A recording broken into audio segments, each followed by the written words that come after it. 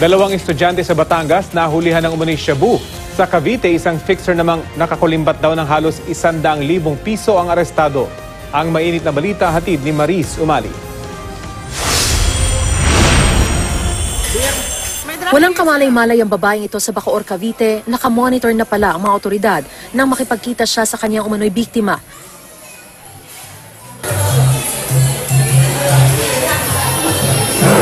Pulis po, inaaresto namin kayo. Inaaresto namin kayo sa salang pag-extortion at panluloko. May karapatan po kayong manahimik. Pagkatapos ng pakiusapan, sumama rin sa presinto ang suspect na kinilalang si Ferry Wenzel Garcia. Ayon sa pulisya, fixer daw ng mga dokumento sa mga aplikante ng prangkisa sa LTFRB si Garcia.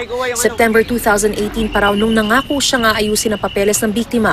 Pero nakakuha na siya ng halos 100,000 piso, wala pa rin siyang naibibigay na dokumento.